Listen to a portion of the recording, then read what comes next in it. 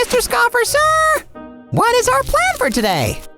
Oh no, sir, you cannot be serious. It was such an enjoyable movie. An enjoyable movie? At least before this sentimental, boring disaster called Once Upon a Time in Hollywood, Tarantino had style.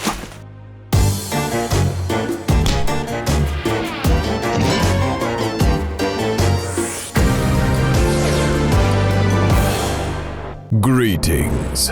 My name is Alcott Scoffer, and I denounce Hollywood movies as if they weren't quite a pitiful sight already. Today, I am going to review the last and long-awaited Tarantino movie, Once Upon a Time in Hollywood.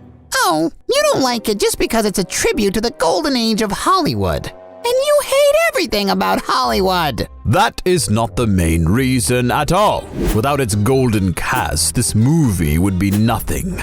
It doesn't have a decent plot. No, it doesn't have a plot at all. For the whole movie, we have to witness the moral suffering of an actor of a movie era that is coming to an end. His unequal friendship with his double and stuntman, and an aspiring young actress who was brutally murdered by the Manson family in real life. Oh, and let's not forget that her role had so little words that one could cut out all her scenes, and the movie wouldn't lose a single important part. Though, considering the fact that this movie is basically a patchwork made out of sweet Hollywood memories, old rock and roll hits, and foot fetishes, many of its scenes could be dropped out without bringing any harm to the plot. Now, I'm not experienced as you are, Mr. Scoffer. Damn right you are not. But it's obvious even for me that the plot wasn't the main part of the movie. The patchwork, as you called it, is what really matters here. The scenes, the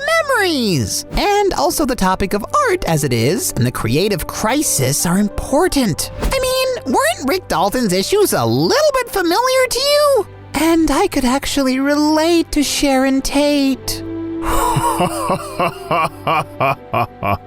You could relate to Sharon Tate? My, you really think highly of yourself, don't you?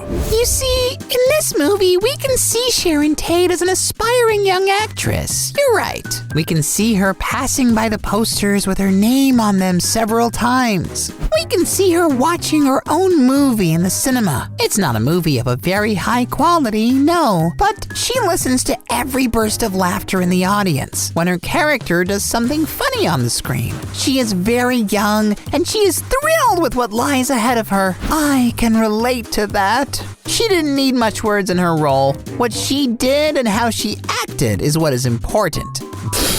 And Rick Dalton is her opposite. He lives through a crisis. Rick used to play heroes, now he has to play villains. And the roles he obtains are not as good as the ones he used to get. So he needs to prove to himself over and over again that he is still worth something. That he is still able to do his job the best he can. That he still might win that golden ticket and... No need to describe the obvious. Don't you ever doubt everything you do, Mr. Scoffer? Of course not. Don't you dare compare me with Rick Dalton. I never had a crisis. And just so you know, the hollow plot is not the only thing that bothers me about this movie.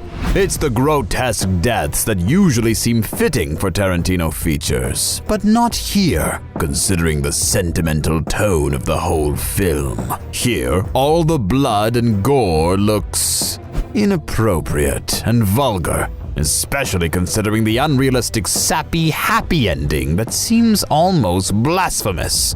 That's Mr. Tarantino's thing! He always gives justice to those that don't get it. The very name of the movie suggests that this is all a fairy tale. An alternative reality, where the worst never happens. Evil is punished and the golden age can last forever. So, surely you can forgive all the faults in the movie, the hollow spots and the uninventive plot, can't you? Among other things, yes. Bad things happen in the real world. We don't always get a happy ending. But why can't we be just when it comes to art? To literature? To movies?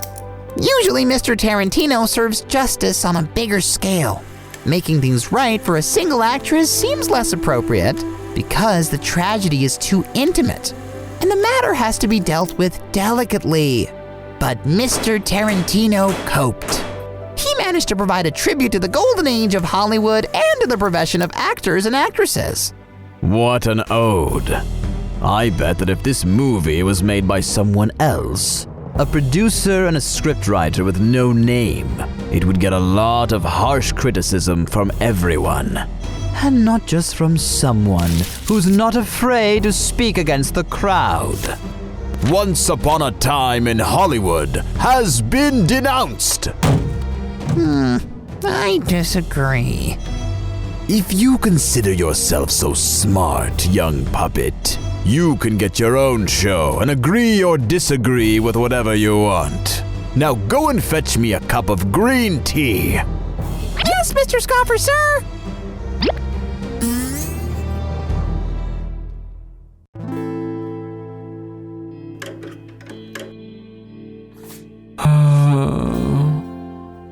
That's the kind of golden age I miss.